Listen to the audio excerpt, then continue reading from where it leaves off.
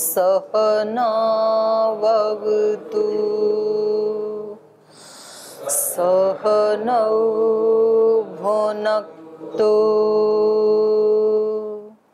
सह वीर्यं करवावहै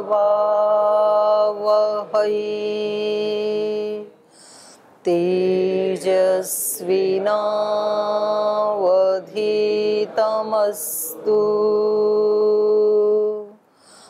मा विद्विषावहै।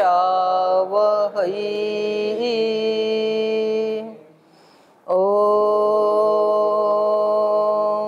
व्रतानां व्रतपति व्रतं चरिष्यामि तच्छकेयं तन्मे राध्यताम् इदमहमनृतात् सत्यमुपैमि। ॐ शान्ति शान्ति शान्तिः।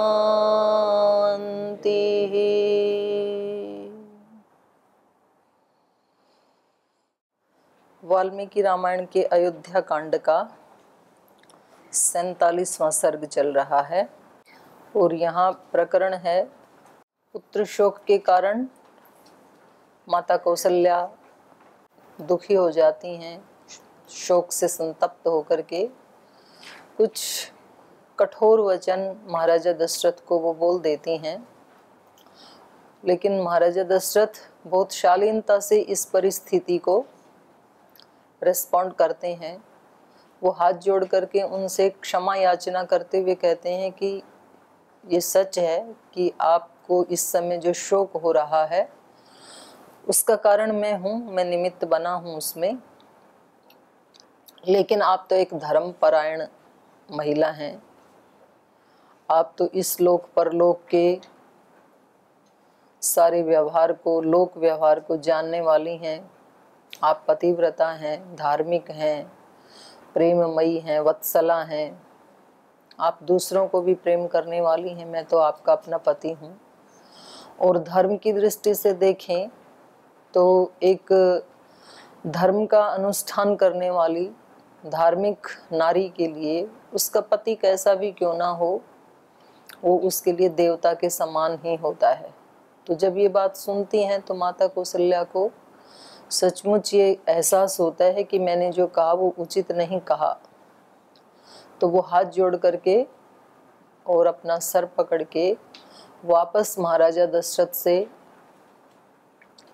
क्षमा याचना करती हैं कि पहली बात तो आपने मेरे सामने हाथ जोड़े, ये मेरे लिए मृत्यु के समान है। जब किसी व्यक्ति के सामने उनके बड़े हाथ जोड़ करके क्षमा याचना करें तो ये उस व्यक्ति के लिए बहुत लज्जा की बात होती है, मृत्यु के समान होता है। ये बहुत बुरी बात है, अच्छी बात नहीं है अपने बड़ों से क्षमा मंगवाना। और दूसरा, अब मैं आपसे क्षमा मांग रही हूँ और यदि आपने मुझे क्षमा नहीं किया तो ये मेरे लिए फिर डबल मृत्यु के समान हो जाएगा। तो इसलिए आप मुझे क्षमा कर दें, क्योंकि जो स्त्री अपने किसी गुणवान, यशस्वी, वीर पति से क्षमा मंगवाती हैं, ऐसी कोई स्थिति उत्पन्न कर देती हैं, तो उनके लिए उभयोर लोकयोर नास्ति, दोनों लोक ही वो खो देती हैं। ना तो इस लोक में वो कभी सुख और प्रतिष्ठा को प्राप्त करती हैं, सुख नहीं मिलता है। दूसरे की मजबूरी का फायदा उठा करके उसको जबरदस्ती झुकाने से या उसको जलील करने से व्यक्ति कभी सुखी नहीं हो सकता है। बल्कि खुद जब वो विनम्रता के भाव में होता है, झुक जाता है किसी के सामने, उस समय उसकी आत्मा को तृप्ति मिलती है। तो इसलिए भगवान को यहाँ सहनशील कहा है हमारे वैदिक परंपरा में, वैदिक धर्म में। और हम यज्ञ करते समय प्रार्थना करते हैं, सहोसी सहो मई धेहि, तू सहनशील है मुझे भी सहनशील बना। सहन करना हमेशा शक्ति की पहचान है, कमजोरी की पहचान नहीं है। क्षमा याचना बलवान व्यक्ति मांग सकता है और क्षमा कर भी बलवान व्यक्ति सकता है। क्षमा करना और क्षमा मांगना ये दोनों शक्ति की पहचान है, कमजोरी की पहचान नहीं है।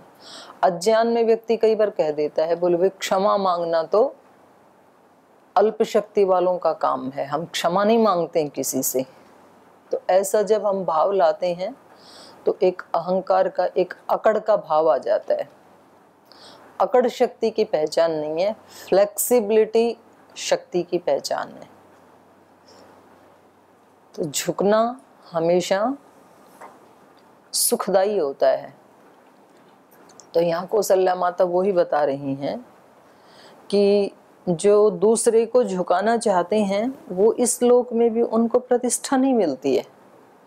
वो ठीक है, सबके सामने आपने कोई ऐसा आचरण किया और जो आपके बड़े हैं, आपके माता पिता हैं, आपके आचार्य हैं या आपके बड़े भाई बहन हैं, वो कहते हैं ठीक भाई मेरे से गलती होगी क्षमा कर दो। तो हमें लगता है कि देखो सबके सामने मैंने इनसे क्षमा मंगवा ली, लेकिन वास्तव में आपने उस व्यक्ति की आत्मा को नहीं झुकाया, उसके अहंकार को जबरदस्ती झुकवाया है। वो किसी न किसी दिन आपको उसका ब्याज समेत वो चुका देगा। ये बात मुश्किल से समझ में आती है किसी बिरले को जिसके पुण्यों का उदय हो जाता है। महाराजा अशोक ने कितनी सारी लड़ाइयाँ लड़ी, युद्ध किए और सब में उन्होंने विजय प्राप्त की। और कलिंग का युद्ध था वो अंतिम युद्ध था और उन्होंने बहुत नरसंहार करके विजय प्राप्त की। लेकिन फिर भी वहाँ पर जो महिलाएं अपने पतियों के शव को देख करके और हाहाकार कर रही थी, रो रही थी, वो बहुत सम्राट अशोक को गालियां दे रही थी। बोली इनको कौन कहता है सम्राट अशोक, ऐसे हमारे निर्दोष पतियों को छीन लिया, हमारे बच्चों के पिताओं को छीन लिया, क्या फायदा है। वो भला बुरा कह रही थी। उसको सुन करके एकदम उनके दिल के ऊपर चोट लगी और उन्होंने कहा सचमुच ही, मतलब ये कैसी विजय है जिसमें इतने लोग रो रहे हैं, जिसमें इतने लोगों को कष्ट मिलता है, ये शासन कैसा। तो फिर उन्होंने उस दिन से ना बदल दिया अपना दृष्टांत। ये सुख कैसा रे शासन का, शासन तो मानव मन का। ये ऐसे राजनीतिक शासन ये सुख नहीं दे सकता है कभी भी। सुख कौन सा शासन देता है, जो मानवों के मन पे शासन किया जाता है। जैसे कैकेयी ने शासन मांग लिया कि भरत शासन करेंगे, तो ये बात कैकेयी के मन को सुख नहीं दे सकती है। हो सकता है कि भरत जी राज्य सिंहासन पर बैठ करके शासन करें, लेकिन असली शासन तो कौन कर रहा है, श्री राम कर रहे हैं। वो लोगों के हृदय पे शासन करते हैं। तो इस बात, ये श्री राम के अंदर भी जो गुण आए हैं तो माता कौशल्या से आए हैं। तो माता कौशल्या को एहसास है इस बात का कि मैं शोक के वशीभूत होकर के जो कुछ कह गई वो उचित नहीं है, क्योंकि जिनके बड़ों को उनसे क्षमा मांगनी पड़ती है तो उनके दोनों लोक नष्ट हो जाते हैं। उभयोर लोकयो नास्ति, तो उनके लिए दोनों ही लोक नष्ट हो जाते हैं। और झुकने वाले के लिए दोनों लोक बन जाते हैं। अकड़ने वाले के दोनों लोक नष्ट हो जाते हैं, झुकने वाले के दोनों लोक बन जाते हैं। इस लोक में भी सच्ची प्रतिष्ठा को कौन प्राप्त करते हैं, जो विनम्र होते हैं, विनयशील होते हैं। और विनय किससे आती है, विद्या से। विनय कौन देता है, विद्या। विद्या ददाति विनयम, ज्ञान से आती है विनयशीलता। जब किसी व्यक्ति का ज्ञान बढ़ जाता है तो उसको पता लग जाता है कि मैं जितना विनयशील बनूंगा उतनी दूसरे लोगों की तरफ से मेरे पास पॉजिटिव एनर्जी आएगी और मेरा चित्त प्रशांत रहेगा और मेरा चित्त प्रशांत रहेगा तो मैं अपनी आध्यात्मिक यात्रा में और 4 कदम आगे बढ़ जाऊंगा। और अकड़ के कारण कई लोगों से झंझट मोल लेके रहूंगा, आर्ग्यूमेंट रखूंगा, तो उससे मेरा चित्त अशांत होगा। अशांत होगा तो मैं अपनी आध्यात्मिक यात्रा नहीं कर पाऊंगा। तो इसलिए उनको झुकना ज़्यादा बेनिफिशियल दिखाई देता है, इसलिए वो झुक जाते हैं। और जिनके पास विद्या नहीं है, विद्या का मतलब ज्ञान नहीं है, विवेक नहीं है, तो उनके लिए कोई आध्यात्मिक लक्ष्य या कोई शाश्वत सुख देने वाला लक्ष्य तो होता नहीं है। उनके सामने तो ये स्थूल अहंकार का ही लक्ष्य होता है और उनको लगता है कि मैंने इन लोगों को झुका दिया तो बस मैं बड़ा हो गया, पर वास्तव में छोटा हो जाता है। तो ये बहुत ही सुंदर प्रसंग यहाँ पर 19 नंबर श्लोक में माता कौशल्या के मुख से कहलवाया है वाल्मीकि जी ने। और 20वें श्लोक में कहा कि भाई ये शोक जो है सब कुछ का नाश कर देता है, इसलिए शोक के पार जाने का प्रयास व्यक्ति को करना चाहिए। छांदोग्य उपनिषद में नारद जी सनत कुमार जी के पास जाकर के यही बात कहते हैं कि आप जैसे विद्वानों से हमने सुना था कि जो आत्मविद होता है वो शोक को तर जाता है, और मैंने तो इतनी सारी विद्याएं तो पढ़ी हैं, चारों वेद, उपवेद, दर्शन, उपनिषद, गीता, रामायण, महाभारत, नक्षत्र विद्या, शस्त्र विद्या, भूगोल खगोल विद्या, पता नहीं कितनी सारी विद्याएं वहां पर गिनाई हैं, ज्योतिष विद्या, लेकिन मैं शोक के पार नहीं गया। अभी भी मैं शोकान्वित हूँ, शोक अभी भी मेरे साथ जुड़ा हुआ है। तो मुझे कुछ ऐसी विद्या और पढ़ाइए जिससे मैं इस शोक के पार जा सकूं। तो फिर वो उसके 26 खंड हैं, उन्होंने लंबा चौड़ा उपदेश दिया।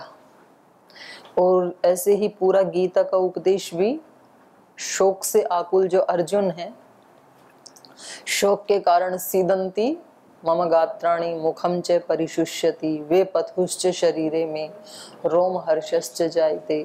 तो ये शोक के कारण हालत है अर्जुन की, हाथ पैर कांप रहे हैं, मुख सूख रहा है, और सीदंती मम गात्राणि मुखम च परिशुष्यति वे पथुश्च शरीरे में, शरीर ही कंपायमान हो रहा है, और रोम हर्षश्च जायते, रोंगटे खड़े हो रखे हैं। तो ये शोक की हालत है उसकी बहुत ज्यादा।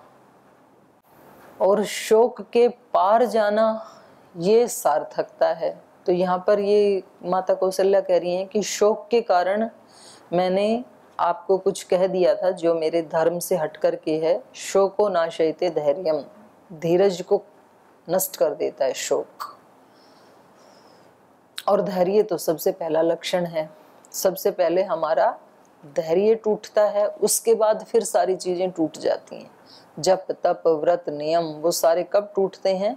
जब धैर्य नहीं रहता है। धैर्य हो तो वो बने रहेंगे। इसलिए देखो कितनी बड़ी बड़ी खोज की हमारे ऋषियों ने, ऐसे नहीं हुई होगी ये। आज एक वैज्ञानिक कोई एक किसी पदार्थ के ऊपर खोज करता है तो उसमें 2 3 4 वर्ष लग जाते हैं, और वो तब लगते हैं जब वो रोज लगा रहता है, एक दिन भी नागा किए बिना। और वो तो स्थूल पदार्थों की खोज है। और सूक्ष्म पदार्थों की खोज जिन्होंने की होगी तो उन्होंने कितना संयमित किया होगा अपने मन को, और तब उन्होंने खोज की कि भाई किसी व्यक्ति को धार्मिक बनना है तो सबसे पहला लक्षण क्या होना चाहिए? धैर्य, धीरज। तो यहाँ पर इन्होंने बताया शोक सबसे पहले धैर्य को नष्ट करता है। शोको नाशयते धैर्यम, शोको नाशयते सर्वम, शोक तो सब कुछ का ही नाश कर देता है। शोक समो रिपु नास्ति। इसलिए अब ये वर्णन करने वाले का जब जो प्रसंग चल रहा है और उनको जो बात कहनी है वो उसी को ही ज्यादा वो देते हैं प्राथमिकता। जैसे कहीं पर कहा क्रोध के समान कोई शत्रु नहीं है, यहाँ पर कहा शोक के समान कोई शत्रु नहीं है, ये सबसे बड़ा शत्रु है। और बुराई तो कोई भी हो, एक बुराई भी डुबाने के लिए पर्याप्त है। इसलिए हम किसी भी बुराई के बारे में कह सकते हैं कि इसके समान दूसरा कोई शत्रु नहीं है। अर्थात सभी शत्रु एक ही जैसे होते हैं, शत्रु का क्या छोटा और क्या बड़ा। तो ये प्रसंग हमारा चल रहा है। पीछे से आपका कोई प्रश्न है तो पहले पूछ सकते हैं, फिर आगे बढ़ेंगे। ओम माता जी प्रणाम। आत्मज्ञान, आत्मकल्याण, आत्मनिर्माण कैसे होगा? आत्मज्ञान, आत्मकल्याण और आत्मनिर्माण। आत्म निर्माण। निर्माण की निर्माण? हाँ, निर्माण। निर्माण। वैसे तो एक ही शब्द का उत्तर तीनों का ही उत्तर ही है। आत्मज्ञान होगा दोषों को मिटाने से। जो चित्त के ऊपर दोष है ना, कौन कौन से दोष हैं चित्त पे? आपको पता लगता है कि कोई दोष है हमारे चित्त पे? मालूम पड़ता है? कौन से संस्कार दोष हैं? आपको कुछ अनुभूति में आता है कोई दोष है अपने अंदर? नहीं आता? फिर तो हटाएंगे कैसे? तो उनको ढूंढना पड़ेगा। कभी कभी ये जो होते हैं ना, जैसे सांप बिच्छू घर में आते हैं ना, तो वो छिपके रहते हैं। बेड के नीचे छिप जाएंगे, दीवार के किसी छेद में छिप जाएंगे, और फिर जैसे रात को अंधेरा होता है तब निकल आते हैं और काट लेंगे फिर। तो ऐसे हमारे जो शत्रु हैं वो छिपके रहते हैं। दोष जिनको मैं कह रही हूँ ना कि चित्त में दोष हैं कि नहीं, तो हमें वो दिखते ही नहीं है। दिखते ही नहीं है, इसलिए वो नष्ट नहीं होते हैं।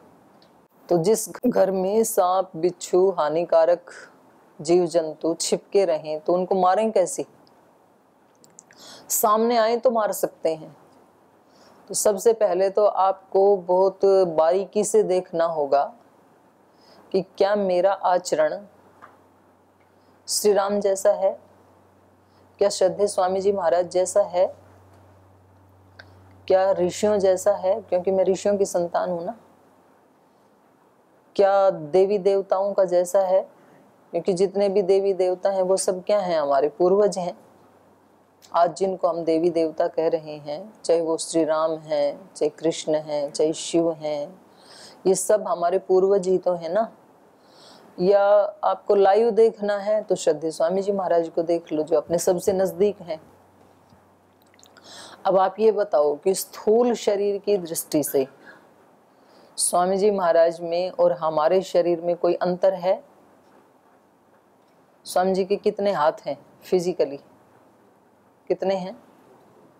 आपके भी कितने हैं? बराबर ही है ना, 2 ही हाथ हैं। उंगलियां कितनी हैं? हाथ तो बराबर हैं, क्या पता उंगली 2-4 फालतू हो। तो महाराज जी की कितनी उंगली हैं? 4 उंगली 1 अंगूठा, 5 ही हैं। आपके भी 5 ही हैं। आंख नाक कान उतने ही है ना जितने अपने हैं। तो शारीरिक दृष्टि से कोई अंतर नहीं है, बल्कि कुछ भाई उनसे ठाड़े होंगे। तो अंतर कहाँ है फिर? बाहर का जो स्ट्रक्चर है उसमें तो कुछ भी अंतर नहीं है। हमारे ही साथ रहते हैं, हमारे ही जैसे हैं। वो ही 2 आंखें, 2 कान, 1 मुंह। अंतर कहाँ है? आप ही बताओ, अंतर कहाँ है? अंतर कहाँ है? विचार में अंतर है। वो कैसे सोचते हैं, उनके मन में कैसे विचार आते हैं रोजाना? कैसे विचार आते हैं स्वामी जी के मन में? और थोड़ा डिफाइन करो, पवित्र विचार मतलब? बड़े बड़े विचार आते हैं उनके मन में ना। कैसे हम पूरे भारत के एक एक गांव में, एक एक घर में एक एक योग कक्षा शुरू करवा दें। सुबह उठ करके, भारत में ही नहीं पूरी धरती के ऊपर लोग सुबह उठ करके 1 घंटा फिजिकल एक्सरसाइज प्राणायाम करें, 1 घंटा ध्यान करें, 2 घंटा योग करें, और फिर दिन भर क्या करें? प्रचंड पुरुषार्थ करें, अखंड प्रचंड पुरुषार्थ करें। ये विचार उनके मन में आता है। और हमारे मन में क्या विचार आता है सुबह उठ करके? आपने वाला तो अच्छे से बता दो। हमारे मन में क्या विचार आते हैं? आज फिर अष्टाध्यायी। कल इनको याद किया था, ये याद तो होते नहीं है, और ये सुबह उठ करके कहते हैं चलो ग्राउंड में बैठ के याद करो। तो हमारे लिए सबसे बड़ी आफत एक विचार बन के आती है अष्टाध्यायी, धातु पाठ, दर्शन। अब फिर शिविर में जाना पड़ेगा। अच्छा, मैंने देखा, जैसे मैं वहाँ शिविर में आती हूँ ना, तो मैं देखती हूँ जो भाई यहाँ कक्षा में लेट आते हैं ना, वो ही शिविर में भी लेट जाते हैं। तो फिर मैं देखती हूँ कि देखो एक संस्कार कैसे पीछा करता है। एक व्यक्ति योग में भी लेट, यज्ञ में भी लेट, कक्षा में भी लेट, भोजन में भी लेट, और फिर वो जीवन में ही लेट हो जाता है। अच्छी बुद्धि होते हुए भी जो व्यक्ति समय का आदर नहीं करता है, एक दिन समय उसका निरादर करवा देता है। पक्की बात कह रही हूँ आपको। बहुत बुद्धिमान लोगों को देखा मैंने, जिनको ये अहंकार होता है ना कि भाई हमारे जैसा तो कोई है ही नहीं, 30 मार्क, हाँ, और जीवन में एक त्रुटि होती है, हर जगह लेट। तो इसका मतलब आप समय का अनादर कर रहे हैं। समय बहुत बड़ी शक्ति है भाई। समय की पूजा करो, समय का सम्मान करो, वो समय एक दिन आपका सम्मान करवा देगा। बात छोटी सी ही है। तो ये संस्कार ना ऐसे हमारा पीछा करते हैं। एक व्यक्ति के पास बहुत ज्यादा बुद्धि नहीं है, सामर्थ्य नहीं है, लेकिन उसके पास एक अच्छा गुण है, समय का सम्मान करता है, लगा ही रहता है समय के साथ साथ, समय को नष्ट नहीं करता है, उपेक्षा नहीं करता है समय की। और वो व्यक्ति कछुए की चाल से धीरे धीरे धीरे धीरे धीरे धीरे चलते चलते चलते चलते और समय उसको कहाँ बिठा देता है। पूज्य बापूजी आए, बापूजी ने क्या बताया, उनकी बुद्धि बहुत शार्प नहीं थी, ऐसे बताया ना।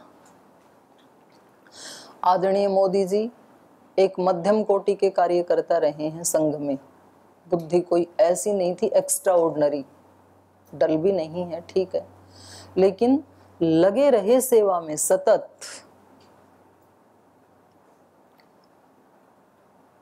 हमारी कक्षा में आदरणीय भाई भंवरलाल जी बैठे हैं हमारे बीच में, सामान्य परिवार से, और इनको पढ़ने के लिए उस समय घर में ऐसी परिस्थिति नहीं थी, तो नहीं पढ़ाया। मध्यम कोटि की बुद्धि, लेकिन सतत पुरुषार्थ करते रहे। कभी मन में ये नहीं आने दिया कि भाई मेरे को किसी अच्छे स्कूल में पढ़ने का चांस नहीं मिला और अब तो हम क्या कर सकते हैं जीवन में। ऐसी परिस्थिति थी कि छोटे भाई कितने थे भैया, चार छोटे भाई थे, चारों को ऑफिसर बनाया, डॉक्टर हैं, 4 डॉक्टर हैं घर में आज। खुद होटल पे काम कर करके, बर्तन साफ कर करके, और वहां से जो कमाई थोड़ी बहुत भी, उससे अपने भाई बहनों को स्कूल में पढ़ाया। और उनको कहा कि भाई तुम अपने मन में ये मत आने देना कि हमारे घर में कोई तंगी है। और इनके घर में इनके भाई आज इनका इतना सम्मान करते हैं कि इनको एक तो बहुत अच्छी, एक भाई ने तो गाड़ी ला करके दे दी, बोले इसमें चला करो, आप बोलेरो मत चला करो, इतना प्रवास करते हो। और आज इन्होंने अपने पुरुषार्थ से एक पूरा कर्नाटक में, हुबली में एक मार्केट में कम से कम 25-30 दुकानें हैं, पूरे मार्केट में इतनी दुकानें खुलवा दी दूसरे लोगों की, अपने जो भी इनके संपर्क में थे। आज यदि ये चाहें तो ये 2 घंटे में 1 करोड़ रुपए इकट्ठा कर सकते हैं। मतलब 100 लोगों को बोले ना कि भाई 1-1 लाख रुपए का दान देना है, 2 घंटे में दे देंगे। और खुद का इनका अपना, महाराज जी ने बताया ही था, कर्नाटक में एसडी चलाते हैं, तो 100-200 करोड़ के मालिक हैं। ये है नित्य निरंतर समय की कदर करना, लगे रहना, अपनी जितनी सामर्थ्य है उससे पुरुषार्थ करना, प्रमाद नहीं किया एक क्षण के लिए भी। तो मैं आपको बता रही थी कि देखने में स्वामी जी महाराज का भी स्थूल शरीर कैसा है, हमारे ही जैसा है। अंतर कहाँ आया, विचार में। हम विचार क्या करते हैं, साधन एक ही जैसे है ना आत्मा के पास, वो ही इंद्रियां, वो ही शरीर, हाथ पैर आंख नाक कान, वो ही ब्रेन। अंतर आ गया उनको प्रयोग करने में। उस ब्रेन का प्रयोग स्वामी जी कैसे करते हैं और हम कैसे करते हैं। हृदय उनके पास भी है, हमारे पास भी है। उसका प्रयोग कैसे करते हैं, वो उस हृदय का प्रयोग कैसे करते हैं। सब सुखी कैसे हों, वो कहते हैं मुझे तो कुछ भी नहीं चाहिए, लेकिन ये जो साधन है मेरे, ये पूरे के पूरे दूसरों के लिए लग जाएं, क्योंकि मुझे मेरे लिए इनकी जरूरत नहीं है। ऐसा उनका मानना है कि मुझे मेरे लिए ना इन इंद्रियों की जरूरत है, ना दिमाग की, ना विचार की, ना हृदय की। मैं अपने आप में तृप्त हूँ, पूर्ण हूँ। तो अब ये सारा का सारा साधन संग्रह किसके लिए है? दूसरों के सुख के लिए। जिस व्यक्ति को खुद के लिए धन की जरूरत है, वो तो धन को बचा के रखेगा ना, कि भाई मेरे को तो मुझे जरूरत है। और जो कहता है मुझे धन की जरूरत नहीं है, वो फिर पूरा का पूरा धन अपना दान कर देता है। पर मुझे तो चाहिए नहीं, जिसको चाहिए वो ले जाओ। जैसे नरसिंह मेहतो ने कर दिया था, जैसे गुरु नानक देव जी ने कर दिया था। यज्ञ आप अपने घरों में देख लो ना। एक व्यक्ति कहता है भाई मेरे पास जो धन है वो मुझे मेरे बच्चों के लिए चाहिए, तो वो दूसरे को नहीं देता है क्योंकि उसको चाहिए ना। और वो व्यक्ति भी क्योंकि उसको अपने लिए तो नहीं चाहिए, अपनों के लिए चाहिए, इसलिए अपनों को सारा दे देता है। उनको देके तृप्त होता है, खुद को नहीं चाहिए उसको। तो सेवा वही कर ही वो व्यक्ति सकता है जिसको अपने लिए, खुद के लिए कुछ नहीं चाहिए। जिसको खुद के लिए चाहिए वो दूसरे की सेवा कैसे करेगा? सेवा वही व्यक्ति कर सकते हैं जिनको खुद के लिए कुछ नहीं चाहिए। अब ये दो तरह के व्यक्ति हो गए। एक व्यक्ति कहता है कि मुझे खुद के लिए कुछ भी नहीं चाहिए, इसलिए मेरा पूरा शरीर, ब्रेन, हार्ट, हाथ पैर आंख नाक कान वाणी सब किसके लिए? दूसरों के सुख के लिए। एक दूसरे व्यक्ति होते हैं बोले हमें कुछ भी नहीं चाहिए, इसलिए हम क्यों काम करें, क्योंकि हमें कुछ चाहिए ही नहीं चाहिए तो हम बैठेंगे आराम से। तो ये शरीर दोनों के पास एक जैसे है ना, लेकिन भाव और विचार दोनों का अलग अलग है। एक कहता है कि मैं पूरे को बचा के रखूंगा, एक कहता है कुछ भी नहीं बचा के रखूंगा, सारे का सारा किसके लिए लगा दूंगा? सेवा के लिए लगा दूंगा, दूसरों के लिए लगा दूंगा, क्योंकि वैसे भी मरना ही है इस शरीर को, ना लगाऊं तो भी, और लगाऊंगा तो भी मरना ही है। तो लगाऊंगा तो इसका सदुपयोग हो जाएगा, भगवान ने दिया था ना। तो अब उसका दृष्टिकोण चेंज हो जाता है। तो साधन ऋषियों के पास भी वही है, स्वामी जी के पास भी वही है, हमारे पास भी वही है। उनका यूज करने में अंतर आ गया। हम इस दृष्टि का प्रयोग अलग ढंग से करते हैं। हमारी इस दृष्टि में हमें पता लगता है ये मेरे हैं, ये मेरे नहीं हैं, तो इसलिए अंतर आ जाता है। और एक दृष्टि वो होती है कि भाई मैं हूं केवल भगवान का, और ये जो अपने पराई दिख रहे हैं ये हैं 2 दिन के, तो भगवान के नाते तो ये सारे अपने हैं, और आत्मा के नाते इनमें कोई भी अपना नहीं है, केवल भगवान ही अपना है। तो इसलिए वो सब जगह किसको देखता है? इन 2 ही भावों को देखता है। या तो कोई भी अपना नहीं है, कोई भी अपना नहीं है तो किसी से राग नहीं होगा और द्वेष भी नहीं होगा, और सब अपने हैं तो किसी से द्वेष नहीं होगा। अपने नहीं हैं इस भाव से तो राग नहीं होगा, क्योंकि राग तो अपनों में होता है ना। और भगवान के नाते सब अपने ही हैं, इसलिए द्वेष नहीं होगा, क्योंकि अपनों से द्वेष नहीं होता। जहाँ व्यक्ति का अपनापन होता है वहां द्वेष नहीं होता है, तो राग और द्वेष से मुक्त हो जाता है वो। तो अब उसकी दृष्टि कैसी हो जाती है? इसी को भागवत दृष्टि कहते हैं स्वामी जी, इसी को दिव्य दृष्टि कहते हैं।